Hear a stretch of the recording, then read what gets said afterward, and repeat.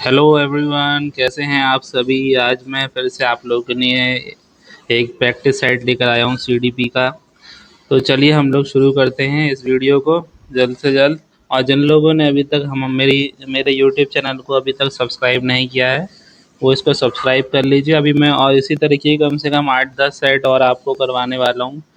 और सभी सब्जेक्ट के करवाऊँगा जितने जो भी आपके यूपी टेट में आने वाले हैं। तो सीडीपी के हो गए, जैसे हिंदी इंग्लिश का हो गया, और मैथ्स का भी मैं आप लोगों को इसी चैनल पर, मेरे चैनल पर ही पूरा सॉल्व करवाऊँगा। तो अभी इस वीडियो के बाद और भी मैथ्स वगैरह के भी अभी प्रैक्टिस सेट आने वाले हैं, तो हम लोग उसको भी देखेंगे। तो चलिए हम लोग शुरू करते हैं अब अपने सीडीपी के प्रैक्टिस सेट को। तो देखिए, तो क्वेश्चन नंबर 1 जो है वो क्या कह रहा है। Inclusive education is based on the principle of. Inclusive education जो है किस पर बेस्ड है, कौन से प्रिंसिपल पर बेस्ड है। तो आप देखेंगे यहाँ पर कि समावेशी शिक्षा जिसे हम बोलते हैं हिंदी में, वो किस सिद्धांत पर आधारित है, ऐसा क्वेश्चन पूछ रहा है। तो ऑप्शन आपका पहला ऑप्शन है सोशल एक्सिस्टेंस एंड ग्लोबलाइजेशन, सामाजिक अस्तित्व एवं वैश्वीकरण, क्या इस सिद्धांत पर है। या फिर बी सोशल बैलेंस, सामाजिक संतुलन। या फिर थर्ड जो है equality and the equal opportunity, समता एवं समान अवसर। या डी वाला ऑप्शन यूनिवर्सल ब्रदरहुड। क्या इन चारों में से आपको कौन सा आंसर सही लग रहा है। अपना जो है एक कॉपी पेन लेकर बैठिए और अपने आंसर उस पर लगाते रहिए, ठीक। कि ए ऑप्शन बी ऑप्शन जो भी आपको सही लगता है, बाद में अपने ऑप्शन को चेक कर लीजिएगा। तो देखिए अब मैं इसका आंसर बता रहा हूँ आप लोगों को। देखिए इंक्लूसिव एजुकेशन के अंदर समावेशी शिक्षा जिसे हम कहते हैं, तो यहाँ पर सब मतलब सबका साथ सबका विकास, वो वाली बात है यहाँ पर कि इक्वालिटी एंड इक्वल अपॉर्चुनिटी, सबको इक्वालिटी मिले, ठीक है, और इक्वल अपॉर्चुनिटीज़ दी जाएं सबको। तो यहाँ पर इसी की बात की जाती है, ठीक है। तो यहाँ पर हम लोग सब बच्चों को एक साथ बैठाकर पढ़ाते हैं, जो चाहे किसी भी बैकग्राउंड से बिलोंग करता हो, या वो फिज़िकल हैंडीकैप क्यों ना हो, ठीक है, या फिज़िकली डिसेबल्ड क्यों ना हो। तो हम लोग सबको एक ही क्लासरूम में बैठाकर पढ़ाने की बात करते हैं इस इंक्लूसिव एजुकेशन के अंदर। अब चलते हैं हम लोग हमारे नेक्स्ट क्वेश्चन पर। देखिए क्वेश्चन नंबर 2 क्या कह रहा है। Daniel Goldman is related to which of the following. तो गोल्डमैन जो है किस से संबंधित हैं, आपको यहाँ पर ये बताना है। तो गोल्डमैन जो है आपके किससे संबंधित हैं। तो ये जो है इसमें आपको देखिए पढ़ के तो आप आंसर लगा नहीं सकते। अगर आपने पढ़ रखा होगा कि डैनियल गोल्डमैन किससे संबंधित है, तभी आप इसका आंसर कर सकते हैं। तो आपको अगर नहीं पता है तो आप ये जान लीजिए। तो ये किससे रिलेटेड हैं, ये हैं आपके इमोशनल इंटेलिजेंस रिलेटेड है, संवेगात्मक बुद्धि से रिलेटेड है। संवेगात्मक बुद्धि से तात्पर्य ये है कि अपनी और दूसरों की भावनाओं को पहचानने की क्षमता, ठीक है। अपने और दूसरों की भावनाओं को पहचानने की क्षमता जो है वो ये क्या कहलाती है, वो कहलाती है संवेगात्मक बुद्धि कहलाती है, ठीक है। और दूसरों के बीच भेदभाव या उनके उचित रूप से लेबल करना, या सोच और व्यवहार मार्गदर्शन करने के भावनात्मक जानकारी के उपयोग को हम क्या कहते हैं, हम कहते हैं इसको संवेगात्मक बुद्धि कहते हैं, ठीक है। चलिए अब हम चलते हैं हमारे नेक्स्ट क्वेश्चन पर। Question number 3। ये क्वेश्चन आपको मैं पहले इस तरीके के क्वेश्चन इससे जो है मैंने जब करवाया था आपको क्या बोलते हैं इसका,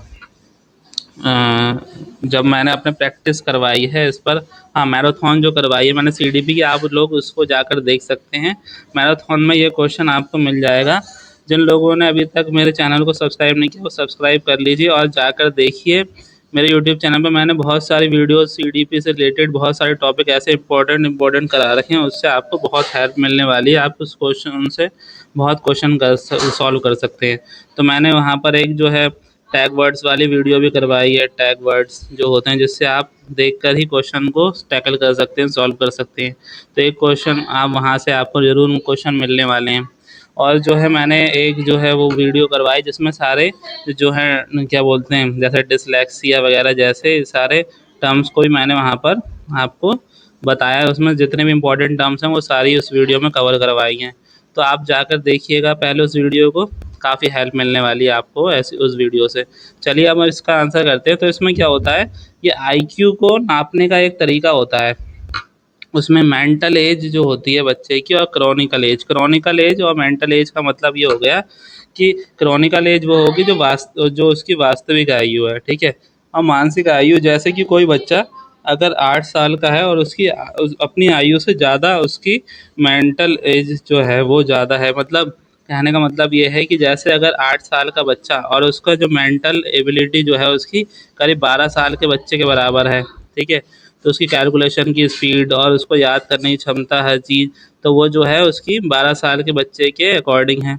तो ऐसा बच्चा जो क्या कहलाएगा, वो गिफ्टेड चिल्ड्रन कहलाएगा।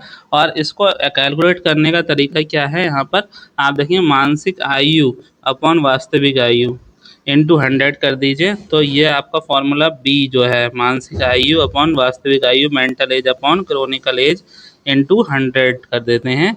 तो यही फॉर्मूला जो है आपका क्या है, आईक्यू को नापने का फॉर्मूला है, ठीक है। ये फॉर्मूला अक्सर को हर क्वेश्चन आप प्रीवियस ईयर उठा के देखिए, आपको उसमें भी मिलेगा ये क्वेश्चन, तो आप ध्यान रखेंगे, ठीक है, इस बात का। अब देखते हैं हम लोग नेक्स्ट क्वेश्चन पर चलते हैं, क्वेश्चन नंबर 4। तो क्वेश्चन नंबर 4 हमारा क्या कहता है यहाँ पर, who establish the first psychology laboratory. तो किसने पहली साइकोलॉजी लेबोरेटरी बनाई थी, प्रथम प्रयोगशाला, मनोविज्ञान की प्रथम प्रयोगशाला को किसने स्थापित किया था। तो क्वेश्चन पूछ रहा है किसने स्थापित किया था, तो वो है आपके विलियम वुंड, ठीक है। विलियम वुंड जो हैं उन्होंने जो है ये साइकोलॉजी लेबोरेटरी को उन्होंने इस्टेब्लिश किया था, या फिर आप कह सकते हैं मनोविज्ञान की प्रथम प्रयोगशाला किसने इस्टेब्लिश की थी, तो डब्ल्यू वुंड ने, ऐसा भी नाम लिख कर आ सकता है, इसलिए मैंने आप लोगों के लिए यहाँ पर पूरा नाम भी लिख दिया उनका। और डब्ल्यू वुंड डॉट वुंड ऐसे करके भी आ सकता है, ठीक है। तो आप लोग इस चीज़ को लेकर कंफ्यूज नहीं होंगे, ठीक है। तो ऑप्शन नंबर सी इसका करेक्ट आंसर हो जाएगा। अब चलते हैं हमारे नेक्स्ट क्वेश्चंस पर। देखिए, फिफ्थ क्वेश्चन कहता था mirror drawing test is used to. Mirror drawing test किस लिए यूज़ किया जाता है, तो मिरर ड्राइंग टेस्ट जो है लर्निंग के लिए यूज़ किया जाता है, ठीक है। लर्निंग का पता लगाने के लिए कि बच्चे लर्निंग हुई है तो नहीं हुई है, तो ये हुई है या नहीं हुई है ये पता लगाने के लिए तो हम मिरर ड्राइंग टेस्ट का इस्तेमाल करते हैं। तो मिरर ड्राइंग टेस्ट जो है, इसका जो परीक्षण जो है 1917 में मनोवैज्ञानिक गॉर्डोन जेगैलप ने किया था, ठीक है। गॉर्डोन जेगैलप ने किया था, ठीक है, जेगैलप जूनियर द्वारा विकसित किया गया था। गॉर्डोन जेगैलप और जेगैलप जूनियर द्वारा ये विकसित किया गया था, ठीक है। तो आप ये बात भी ध्यान रखेंगे। तो किस मिरर ड्राइंग टेस्ट किसके द्वारा किया गया था, तो वो किया गया था आपका, उनका नाम आप लोग जो है लिख लीजिएगा कहीं, गॉर्डन गॉर्डन जी गॉर्डन जी गैलप, ठीक है। गॉर्डन जी गैलप जूनियर, ठीक है। तो गॉर्डन जिगैलप जूनियर द्वारा ये मिरर ड्राइंग टेस्ट इस्टेब्लिश किया गया था 1970 में, ठीक है। तो इस बात का आप ध्यान रखेंगे। चलते हैं हम अपने नेक्स्ट क्वेश्चन पर। देखिए, क्वेश्चन नंबर 6 जो है वो क्या कहता है, which when children use their experience to interpret information is called. जब बच्चे प्राप्त की गई सूचनाओं की व्याख्या करने के लिए अपने अनुभव के आधार पर सोचते हैं तो उसे क्या कहते हैं। मतलब जो भी बच्चों को आपने जो सूचनाएं दी हैं, ठीक है, बच्चों को प्राप्त जो सूचनाएं हैं जो आपने आपके द्वारा दी गई हैं, सूचनाओं की व्याख्या करने के लिए बच्चे अपने अनुभव का इस्तेमाल करते हैं, ठीक है। तो इसको हम लोग क्या बोलते हैं, इस तरीके की जो है बच्चे की जो एबिलिटी को हम लोग क्या बोलते हैं, तो हम यहाँ पर इसे क्या बोलेंगे बताइए। आप लोग भी अपना आंसर अपने कहीं पेपर पर जो है नोट कर लीजिएगा, ठीक है। फिर मैं इसका आंसर बताऊंगा तो आप लोग देख लीजिएगा, उसको मैच कर लीजिएगा कौन सा आपका आंसर रहा। तो देखिए, इसमें जो होता है कंक्रीट थिंकिंग, जिसे हम कहते हैं मूर्त सोच, ठीक है, मूर्त सोच, ठीक। तो यहाँ पर बच्चा क्या यूज़ करेगा, अपनी कंक्रीट थिंकिंग यूज़ करता है, ठीक है। जब बच्चे प्राप्त की गई सूचनाओं की व्याख्या करने के लिए अनुभव के आधार पर अगर सोचते हैं तो उसी को हम क्या बोलते हैं, मूर्त सोच कहते हैं, ठीक है। चलिए, अब हम लोग अपने नेक्स्ट क्वेश्चन पर चलते हैं। तो नेक्स्ट क्वेश्चन क्या कह रहा है, a child who knows how to ride a bicycle is learning to ride a motorbike. अगर एक बच्चा जानता है कि साइकिल कैसे चलाई जाती है, ठीक है, तो वो learning to ride a motorbike, तो वो learning this is an example of, तो ये किस चीज़ का एग्जाम्पल कहलाएगा, ये बालक जो साइकिल चलाना जानता है, मोटर बाइक चलाना सीख रहा है, ठीक है। तो ये किस चीज़ का उदाहरण है, तो हम लोग देखेंगे कि एक बच्चा जो पहले से देखिए जानता है साइकिल चलाना, और फिर वो क्या सीख रहा है, मोटर बाइक चलाना सीख रहा है, तो ये किस चीज़ का उदाहरण होगा? तो ये कहलाएगा आपका ऊर्ध्व अधिगम अंतरण या वर्टिकल ट्रांसफर ऑफ लर्निंग। क्या कहलाएगी ये? वर्टिकल ट्रांसफर ऑफ लर्निंग कहलाएगी। ठीक है, तो आप ये ध्यान रखेंगे। ठीक, आप ये ध्यान रखेंगे कि ये क्या कहलाएगा? Vertical transfer of learning. ठीक, आप लोग जो भी यहाँ पर नई चीज़ सीखने को मिल रही है, ऐसा करिएगा, नोट करते हुए चलिएगा हर चीज़, या स्क्रीनशॉट ले लेना, बाद में उसको पढ़ लेना। एग्ज़ाम टाइम में आप लोगों को ऐसी चीज़ें बहुत हेल्प करती हैं, जो भी चीज़ आपको नई देखने को मिलती है या फिर आपने उस चीज़ को पहली बार पढ़ा होता है। ठीक है, तो इन चीज़ों को कहीं नोट डाउन करते चला करिए। ठीक है, चलते हैं अब हम लोग अपने नेक्स्ट क्वेश्चन पर। Question number 8। तो क्वेश्चन नंबर 8 जो है वो क्या कह रहा है? Who propose the concept of educational quotient for backward children. तो यहाँ पर ये कह रहा है किसने ये पिछड़े बच्चों के लिए शैक्षिक लब्धि की अवधारणा किसने दी थी? तो शैक्षिक अवधि की अवधारणा किसने दी थी? तो वो आपके साइरल बर्ट ने दी थी। ठीक है, साइरल बर्ट ने दी थी। ये ध्यान रखेंगे आप लोग। ठीक है, तो जो है अब इसमें क्या होता है कि जैसे आप देखेंगे ये जो साहिल बर्ट जो है ना, इन्होंने एफबीए, एक अंग्रेजी शैक्षिक मनोवैज्ञानिक और अनुवांशिकविद थे। ठीक है, ये कौन थे? अनुवांशिकविद थे, जिन्होंने आंकड़ों में योगदान दिया था। इन्हें आईक्यू की अनुवांशिकता पर अपने अध्ययन के लिए जाना जाता है। ठीक है, जो है आईक्यू जो होता है, आईक्यू आईक्यू की अनुवांशिकता पर इनके अध्ययन के लिए इन्हें जाना जाता है। और जो है ये साइरल बर्ट इसी से ही जुड़े हैं। इन्होंने बैकवर्ड चिल्ड्रन के एजुकेशनल क्वोशंट का कॉन्सेप्ट लेकर आए थे ये, तो आप लोग ध्यान रखेंगे इसको भी। तो साइरल बर्ट का नाम ध्यान रखेंगे, किससे रिलेटेड है? Educational quotient for backward children. अब हम लोग चलते हैं हमारे नेक्स्ट क्वेश्चन पर, क्वेश्चन नंबर 8 पर। क्वेश्चन नंबर 8 में क्या कह रहा है? The consolidation theory related to. Consolidation theory किससे रिलेटेड है? तो कंसोलिडेशन थ्योरी जो है वो किससे रिलेटेड है? वो है हमारी मेमोरी से रिलेटेड है। अच्छा, तो कंसोलिडेटेड थ्योरी का मैंने आपको पिछले वाले जो प्रैक्टिस सेट में भी मैंने इसको समझाया था आप लोगों को, जो आपकी कंसोलिडेशन थ्योरी जो थी, ठीक है, उसको मैंने समझा रखा है पिछले वाले प्रैक्टिस सेट में भी। तो ये जो है कंसोलिडेशन थ्योरी किससे रिलेटेड है? तो आपके मेमोरी से रिलेटेड होती है। ठीक है, अब चलते हैं हम लोग आगे हमारे नेक्स्ट क्वेश्चन पर। तो who is associated with the Gestalt theory of learning. तो यहाँ पर देखेंगे हम लोग कौन रिलेटेड है हमारे गैसोल्ट थ्योरी ऑफ लर्निंग से। गैसोल्ट थ्योरी ऑफ लर्निंग से कौन रिलेटेड है? ठीक, तो निम्न में से कौन सीखने के गैसोल्ट सिद्धांत से रिलेटेड है या संबंधित है? तो ये जो होगा इसका सही आंसर होगा कोहलर। कोहलर जो हैं इसके इसी से ही गैसोल्ट थ्योरी से रिलेटेड हैं। ठीक है, चलते हैं हम हमारे नेक्स्ट क्वेश्चन पर। देखिए नेक्स्ट क्वेश्चन क्या कहता है यहाँ पर? The introduction step in classroom. The introduction step in classroom teaching is based on which law of learning.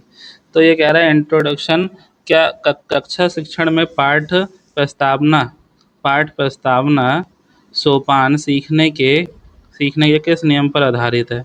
Introduction step in classroom teaching is based on which law of learning. और एक कक्षा शिक्षण में पाठ प्रस्तावना सोपान सीखने के किस नियम पर आधारित है? ठीक है, सीखने के कौन से नियम पर आधारित है, ये आप लोगों को बताना है यहाँ पर।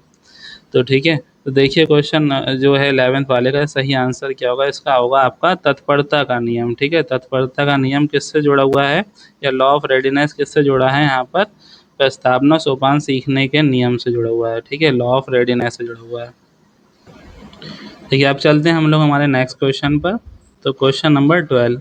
क्वेश्चन नंबर 12 हम देखते हैं यहाँ पर operant conditioning theory of learning was given by. तो ऑपरेंट थ्योरी ऑफ लर्निंग किसके द्वारा दी गई थी, ये हम देखेंगे यहाँ पर। ऑपरेंट थ्योरी किसके द्वारा दी गई थी? तो वो दी गई थी आपके स्किनर द्वारा। ठीक है, किसके द्वारा दी गई थी? स्किनर के द्वारा दी गई थी। तो आप लोग ये ध्यान रखेंगे ऑपरेंट कंडीशनिंग थ्योरी। तो आप लोग डायरेक्ट कहीं ना कहीं इस चीज़ों को नोट करते हुए चलिए। ठीक है, जैसे गैस्टॉल्ट सिद्धांत जो है सीखने का, जो गैस्टॉल्ट सिद्धांत है वो कोहलर ने दिया था, तो आप लोग वो भी कहीं नोट कर लीजिए।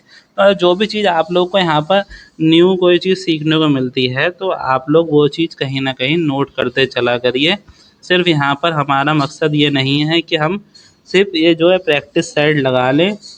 ठीक है, तो आप लोग क्या करेंगे, चीज़ों को सीखते हुए चलेंगे। जो भी नई चीज़ आप लोग को मिलेगी सीखने के लिए वो नोट करते हुए चलेंगे, ठीक है। अब ये जो ऑपरेंट कंडीशनिंग थ्योरी जो है ना, वो जैसे कि उन्होंने देखिए स्किनर ने क्या किया था, जैसे एक चूहे को एक जो है पिंजड़े में बंद कर दिया था, फिर उसको वहाँ पर एक रेड कलर का और एक जो है ब्लू कलर का, ठीक है, बटन उन्होंने ऐसे लगा दिया था। अब इसमें जो था, जैसे अब उसे भूख लगती थी चूहे को, तो वो ये वाला बटन दबाता था, ठीक। तो फिर जब उसे खाना मिल जाता था, फिर अगर इस तरीके से फिर वो ऐसे ही करके 2 बटन इस तरीके से दे रखे थे, पर फिर उसे उसको जब उसको यही आदत पड़ गई थी, तो वो यही करता था, हर बार इसको दबाता था बटन, तब फिर इसको जो है करंट लगने लगा। अब ऐसा करा गया उसकी ये हैबिट छुड़वाने के लिए कि उसको ये हैबिट छूटे, तो जब वो बटन दबाता था उसे करंट लगता था। तो ऐसे करके इन्होंने जो है इस कंडीशनिंग उसकी करी, ठीक है। इसी को हम क्या कहते हैं, अनुबंध का सिद्धांत बोलते हैं यहाँ पर। अधिगम की क्रिया प्रसूत अनुबंधन सिद्धांत कहा जाता है, और किसके द्वारा दिया गया था, तो स्किनर द्वारा दिया गया था, ऑपरेंट कंडीशनिंग थ्योरी, ठीक है। मतलब ये कहा जाता है कि हम बच्चे के ऊपर भी, बच्चों के ऊपर भी इसी तरीके से लागू किया गया कि जैसे हम बच्चे की कंडीशनिंग कर सकते हैं, ठीक है, बच्चों की जो है चाइल्ड की कंडीशनिंग की जा सकती है, ठीक। तो यही इसी इसी को कहते हैं हम लोग ऑपरेंट कंडीशनिंग थ्योरी। किसके द्वारा दी गई थी, तो ये दी गई थी आपके स्किनर द्वारा। अब चलते हैं सेल्फ सेंटर्ड पर्सन कैसा होता है। जो सेल्फ सेंटर होता है, जो आत्म केंद्रित व्यक्ति कैसा होता है, तो वो होता है आपका होता है बहिर्मुखी, जिसे हम कहते हैं एक्सट्रोवर्ट पर्सन, ठीक है। एक्सट्रोवर्ट पर्सनैलिटी वाला इंसान कैसा होता है, तो वो होता है बहिर्मुखी व्यक्ति होता है। क्या होता है, वो बहिर्मुखी व्यक्ति होता है। अब चलते हैं हम लोग नेक्स्ट क्वेश्चन पर, question number 14। Memory is the direct use of learn material. Memory क्या है, एक डायरेक्ट यूज है ऑफ लर्न मटेरियल्स का। स्मृति सीखी हुई वस्तु का सीधा उपयोग है। तो ऐसा किसने कहा था, तो हमें ये बताना है कि ऐसा किसने कहा था। तो ऐसा किसने कहा है, तो वुडवर्थ ने कहा था। स्मृति सीखी हुई वस्तु का सीधा उपयोग हो, ऐसा कहा था आपके वुडवर्थ ने, ठीक है। Option number A. अब चलते हैं हमारे नेक्स्ट क्वेश्चन पर, question number 15। Which group of children generally faces adjustment problem. तो कौन से ग्रुप के बच्चे जो हैं इस तरीके के एडजस्टमेंट प्रॉब्लम को फेस करते हैं, मतलब ऐसा कौन से बच्चों का समूह है जो समायोजन की समस्या उनमें होती है, ठीक है। तो किसमें होती है, जो गिफ्टेड चिल्ड्रन होते हैं उनके अंदर होती है, जो कुशाग्र बुद्धि के बच्चे होते हैं, ठीक है। तो कुशाग्र बुद्धि के बच्चों के साथ में ऐसा होता क्यों है, तो ऐसा इसलिए होता है क्योंकि वो जो है अपनी क्षमता से ज़्यादा सीखने की उनके अंदर कैपेसिटी होती है, और वो चीज़ों को बहुत जल्दी सीख जाते हैं, और अपने उम्र के बच्चों से ज़्यादा उनके अंदर नॉलेज होती है।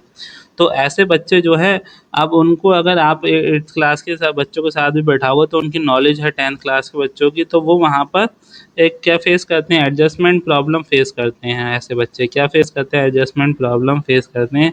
तो इसका सही आंसर हो जाएगा आपका गिफ्टेड चिल्ड्रन, ठीक है, क्वेश्चन नंबर 15 का। आप चलते हैं हमारे क्वेश्चन नंबर 16 पर। तो क्वेश्चन नंबर 16 क्या कहता है, which stages of development is known as the period of storm and stress. तो यहाँ पर क्वेश्चन नंबर 16 कह रहा है ये कौन सा वाला पीरियड होता है या कौन सी स्टेज होती है जिसे हम स्टॉर्म एंड स्ट्रेस भी बोलते हैं। ऐसा यह अत्यधिक दबाव और तनाव वाला काल कौन सा कहलाता है। तो आप सभी को ये पता भी होगा, तो एडोलसेंस इसका सही आंसर होगा। ये किशोर अवस्था जो है स्टॉर्म एंड स्ट्रेस, या कहते हैं तनाव और दबाव और तनाव वाला काल भी कहा जाता है इसे। तो चलते हैं हमारे नेक्स्ट क्वेश्चन पर, क्वेश्चन नंबर 17। क्वेश्चन नंबर 17 जो है कह रहा है what is the most important for a teacher. एक शिक्षक के लिए सबसे महत्वपूर्ण क्या है, तो ऑप्शन नंबर ए है रिमूविंग स्टूडेंट्स डिफ़िकल्टी। क्या वो बच्चों की डिफ़िकल्टीज़ को रिमूव करेगा, या फिर बीइंग अ गुड स्पीकर, वो एक सुवक्ता होना चाहिए, ठीक है, या मेंटेनिंग डिसिप्लिन इन क्लास, या क्लास में डिसिप्लिन को बना कर रखेगा, या फिर रिमूव नन ऑफ दीज, इनमें से कोई भी नहीं। तो इसका सही आंसर होगा रिमूविंग स्टूडेंट्स डिफ़िकल्टी।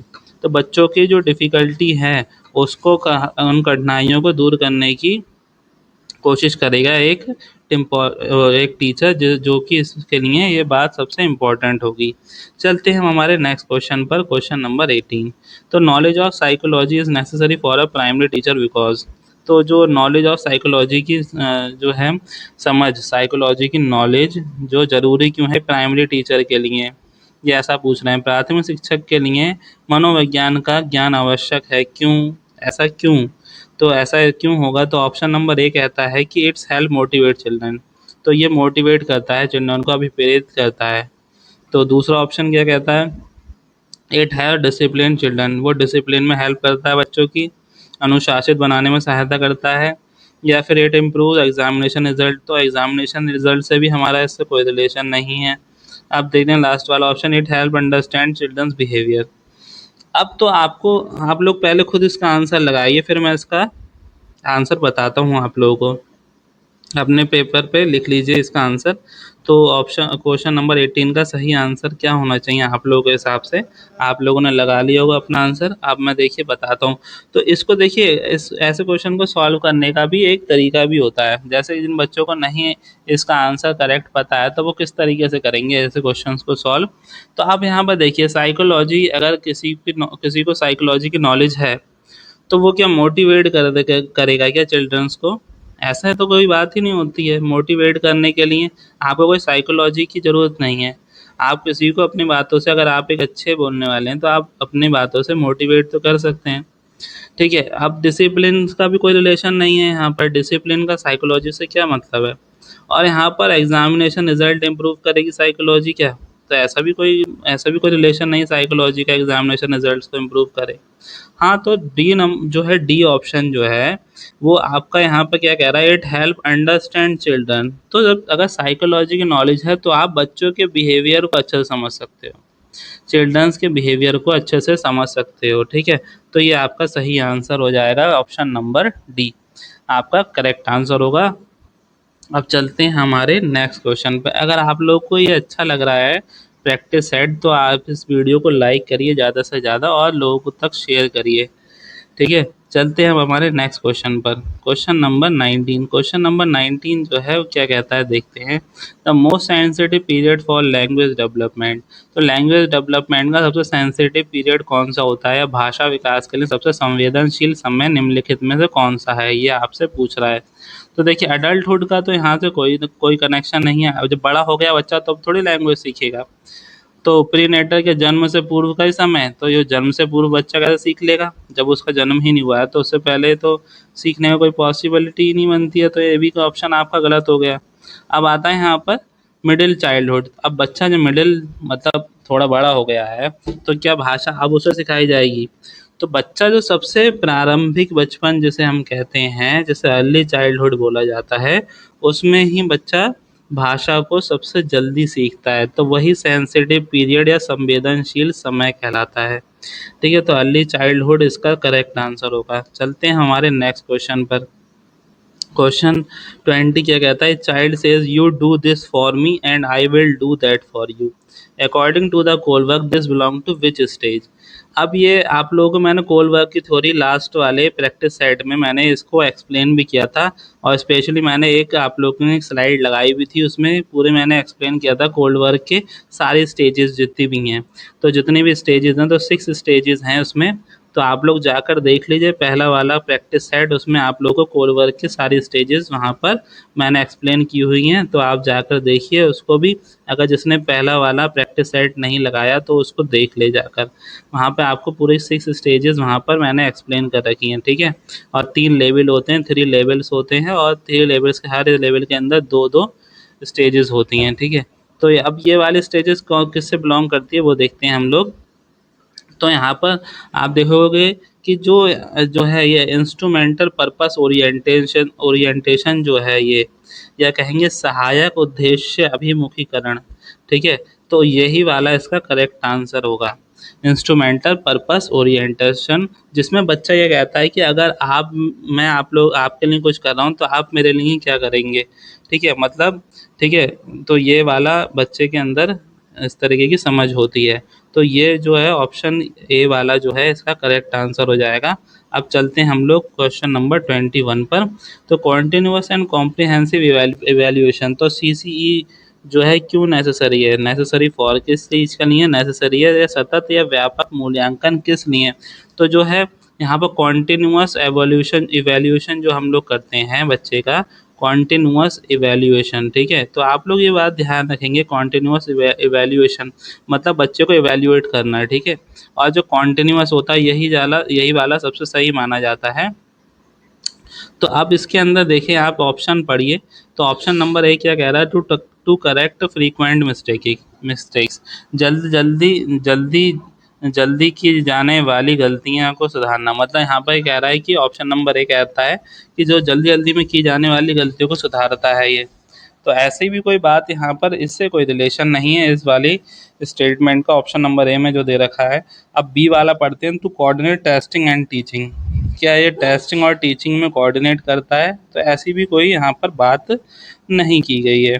तो पढ़ते हैं सी वाला option, to understand how learning is observe recorded and improved. तो यहाँ पर यही बात देखी जाती है कि अंडरस्टैंड करना, लर्निंग को जितनी भी लर्निंग हुई है, ठीक है, उसको ऑब्जर्व करना और इसको रिकॉर्ड करना अपने डॉक्यूमेंट्स में और इम्प्रूव करना, फिर उसको इम्प्रूव करना, यह समझने के लिए कि अधिगम का किस प्रकार अवलोकन किया जाता है या और दर्ज किया जाता है व सुधार किया जाता है। तो ये आपका सही आंसर हो जाएगा सी वाला ऑप्शन। बाकी डी ऑप्शन में देखिए क्या लिखा था, वहाँ लिखा था to reduce the accountability of education board. तो यहाँ पर अकाउंटेबिलिटी ही कम करने की तो कोई बात ही नहीं हो रही है ना, कि और ऊपर से एजुकेशन बोर्ड की अकाउंटेबिलिटी ही कम कर दी जाएगी, तो ये जवाबदेही कम करने के लिए तो है नहीं सी। तो ये आपका तो ऐसे भी ऑप्शन देखने से ही गलत लग रहा है। अब चलते हैं हमारे क्वेश्चन नंबर 22 पर। क्वेश्चन नंबर 22 देखिए क्या कह रहा है। तो क्वेश्चन नंबर 22 कह रहा है socialisation is a process. Socialisation क्या है, एक प्रोसेस है। कौन सी प्रोसेस है? समाजीकरण एक प्रक्रिया है। तो समाजीकरण किस प्रकार की प्रक्रिया है, ये आप लोगों को देखना है। तो ऑप्शन नंबर ए कह रहा है acquiring values belief and expectation, मूल्यों विश्वासों तथा अपेक्षाओं को अर्जित करने की प्रक्रिया है क्या ये? तो हम यहाँ पर कुछ सोशलाइजेशन से कुछ अर्जित करते हैं। या फिर बी वाला option learning to criticise the culture of society, तो हम क्रिटिसाइज करेंगे क्या कल्चर और सोसाइटी की लर्निंग करने के लिए, या समाज की संस्कृति की आलोचना करने के लिए हम लोग सोशलाइजेशन सीखते हैं, या सोशल मिक्सिंग एडजस्टमेंट घुलने मिलने का संयोजन करते हैं, या फिर मित्रों के साथ सामाजिक बनने के लिए, या बिकमिंग सोशल विद फ्रेंड, क्या हम लोग ऐसा करने के लिए सोशलाइजेशन करते हैं? तो इसका सही आंसर जो होगा एक्वायरिंग वैल्यूज़। बच्चा क्या है, मूल्यों को सीखेगा, ठीक है, और विश्वासों तथा अपेक्षाओं को अर्जित करेगा, ठीक है। तो ऑप्शन नंबर ए आपका करेक्ट आंसर हो जाएगा। अब चलते हैं हमारे नेक्स्ट क्वेश्चन पर, क्वेश्चन नंबर 23।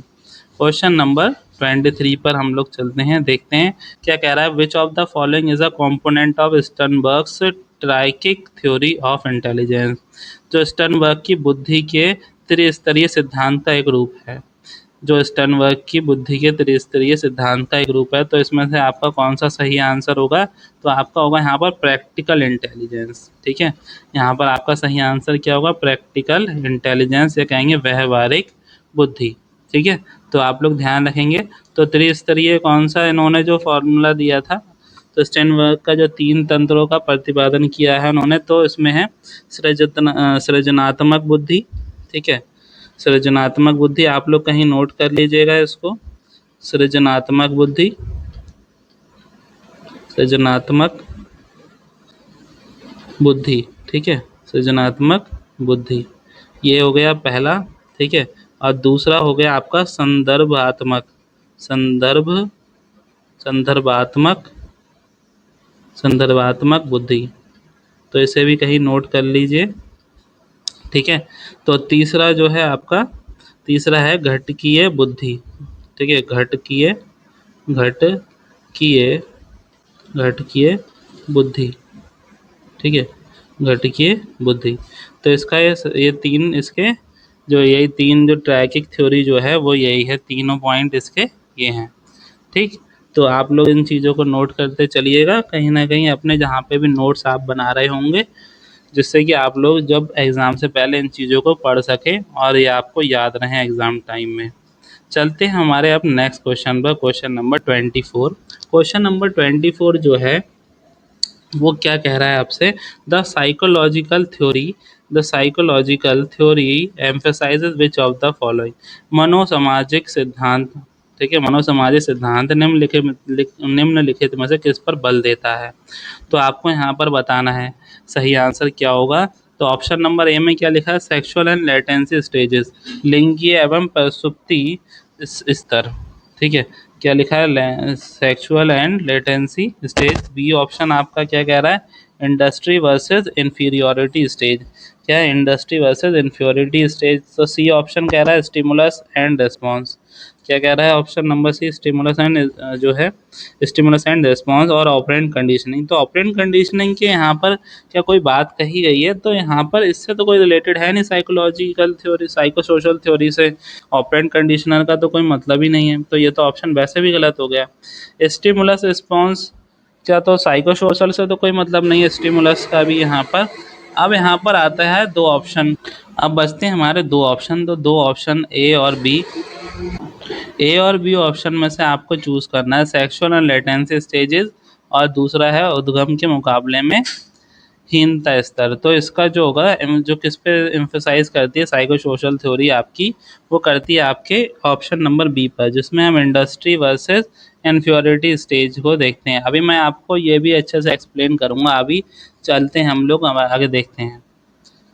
देखिए क्वेश्चन नंबर 25 जो है, which of the following does not hinder problem solving.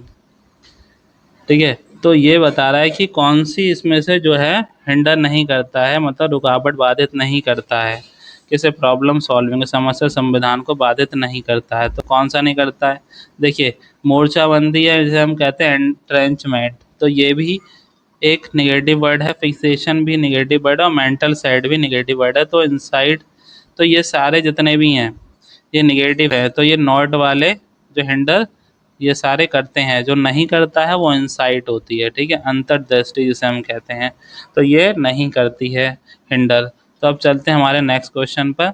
अब आते हैं हम लोग एरिक एरिक्सन। तो जो क्वेश्चन नंबर 24 हमने देखा, तो साइको सोशल थ्योरी वो इन्हीं से रिलेटेड है, ठीक है, एरिक एरिक्सन से। देखिए यहाँ पे लिखा भी है साइको सोशल कन्फ्लिक्ट, तो ये उसी से रिलेटेड है। अभी मैं आपको इसी स्लाइड, इसके आगे से स्लाइड है नेक्स्ट वाली, मैं उसमें आपको ये चीज़ समझाने वाला हूँ। इसमें किस किस स्टेज में, किस किस एज में ये स्टेजेस देखने को मिलती हैं हमें।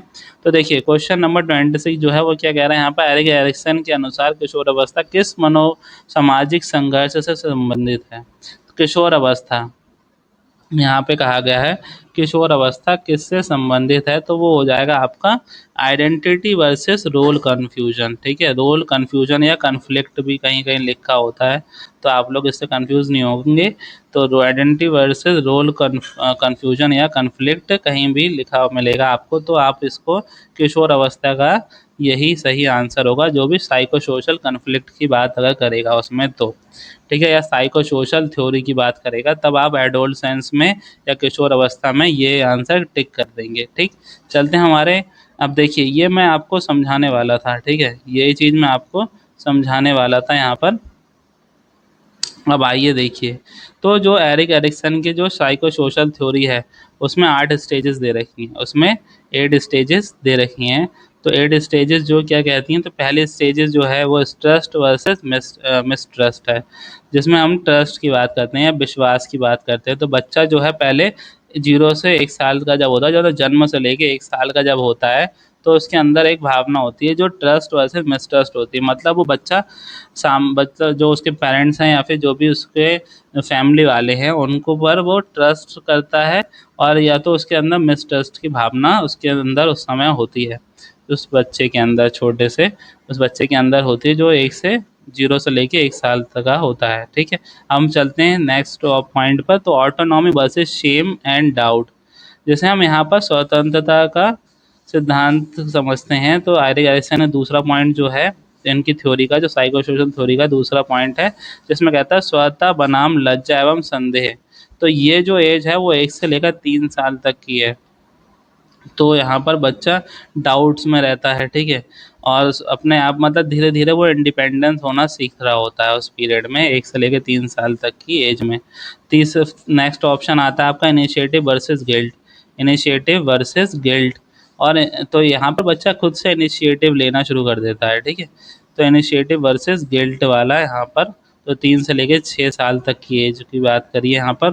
फिर आता है आपका इंडस्ट्री और इन्फीरियोरिटी। इंडस्ट्री और इन्फ्eriority, जहाँ पर कॉम्पिटेंसी की बात आ जाती है। तो बच्चा यहाँ पर जिसमें योग्यता और दक्षता की बात हम लोग करते हैं, जिसमें उद्योगशीलता बनाम हीनता में कॉम्पिटेंसी की बात की जाती है। तो 6 से लेके 12 साल तक के बच्चे को ये जो है इसमें रखा गया है, ठीक है। अब चलते हैं हम आगे, देखते हैं 8 स्टेजेस हैं, तो इसमें से हमने कितनी देख ली, 1 2 3 और 4 स्टेजेस पढ़ लिए हैं, आगे 4 और देखते हैं। तो देखिए बाकी 4 जो है इस तरीके से हैं कि आइडेंटिटी वर्सेस रोल कन्फ्लिक्ट, यही जो है यहाँ पर आइडेंटिटी, बच्चा अपनी आत्म पहचान करना सीख रहा होता है उस समय, मतलब यहाँ पर यही कन्फ्लिक्ट होता है, कन्फ्यूजन होता है, यही एडोलसेंट है, ठीक है। ये जो 12 से लेकर 18 तक की जो एज है, इसी को हम लोग एडोलसेंस बोलते हैं। अब ये जो है यहाँ पर देखिएगा बच्चा की वो अपने आप में ही अपनी आइडेंटिटी तलाश करेगा, और वो उसका क्या रोल है, तो वो ये कंफ्यूज रहता है उस पीरियड में कि उसका रोल क्या है आखिर। तो यही बात जो है एडोलसेंस में रखी गई है, ठीक। तो ये एडोलसेंस से जुड़ा हुआ आपका पॉइंट है। अब आती है इंटीमेसी वर्सेस आइसोलेशन, जिसे हम कहते हैं अडल्टहुड में आता है, जब बच्चा यंग अडल्टहुड होती है, मतलब 18 से आगे, 18 से बाद का, जहाँ वो बच्चा रिलेशनशिप्स अपने डेवलप करता है। अब वो रिलेशनशिप आपके पेरेंट्स से, बाहर किसी से, तो वो सारे इससे जुड़े हुए हैं, ठीक है। तो ये आपका हो गया इंटीमेसी वर्सेस आइसोलेशन, किससे जुड़ा है, अडल्टहुड से जुड़ा हुआ है। निकटता बनाम एकाकीपन, ठीक है, घनिष्ठ संबंध इससे जुड़े हुए हैं। अब बात करते हैं नेक्स्ट, तो जनरेटिविटी वर्सेस स्टैग्नेशन, जिसे हम कहें कॉन्ट्रीब्यूशन, ये मिडिल एडल्टहुड आ जाती है, ठीक है। जो मिडिल एडल्टहुड आ जाती है वो यहाँ पर जनरेटिविटी वर्सेस स्टैग्नेशन से रिलेटेड है। समाज में योगदान, मतलब आपका क्या कंट्रीब्यूशन है समाज के अंदर, समाज में योगदान, तो यही आपकी मिडिल एडल्टहुड हो जाएगी। फिर आता है ego integrity versus despair, life satisfaction. अब ये ओल्ड एज आ जाती है यहाँ पर, या तो आपने अगर जैसे अपनी लाइफ में सब अच्छा किया है तो आपको वहाँ पर सेटिस्फिकेशन मिलता है, तो यहाँ पर आप ईगो इंटीग्रिटी जुड़ जाती है, ठीक है। यहाँ पर अहम अखंडता यहाँ पर देखने को मिलती है। अगर आप लाइफ में सक्सेसफुल थे तो, अगर आप लाइफ में अनसक्सेसफुल रहेगा तो आप एक निराशा भरे जो है उसमें डूब जाते हैं, ठीक है। तो ये आपका ये जो है लास्ट वाला, जिसमें ओल्ड एज की बात की गई है, तो ये आपके आप पूरे सब मिला के 8 पॉइंट हो जाते हैं। तो यही एरिक एरिक्सन की जो साइको सोशल थ्योरी थी, आप इसका स्क्रीनशॉट ले सकते हैं। तो ये जितने हैं स्टेजेस का, कहीं स्क्रीनशॉट ले लीजिए, नोट डाउन कर लीजिएगा ऐसे पॉज करके वीडियो को, ठीक है, इसका भी स्क्रीनशॉट ले लीजिए। अब चलते हैं हमारे नेक्स्ट क्वेश्चन पर। तो नेक्स्ट क्वेश्चन देखिए क्या कहता है, नेक्स्ट क्वेश्चन हमारा कहता है कि हॉवर्ड गार्डनर जो है उन्होंने थ्योरी दी थी इंटेलिजेंस की, हॉवर्ड गार्डनर ने थ्योरी दी थी इंटेलिजेंस की, जो किस पे एम्फेसाइज करती है, मतलब हार्वर्ड गार्डनर का बुद्धि का सिद्धांत किस पर बल देता है, हार्वर्ड गार्डनर का सिद्धांत किस पर बल देता है, हमें ये बताना है। तो किस पर देता है, तो ये हो जाएगा आपका unique ability of each individuals, ठीक है, प्रत्येक व्यक्ति की विलक्षण योग्यताओं पर बल देता है, ठीक है। तो ऑप्शन नंबर सी आपका करेक्ट आंसर हो जाएगा, unique abilities of each individual, ठीक है।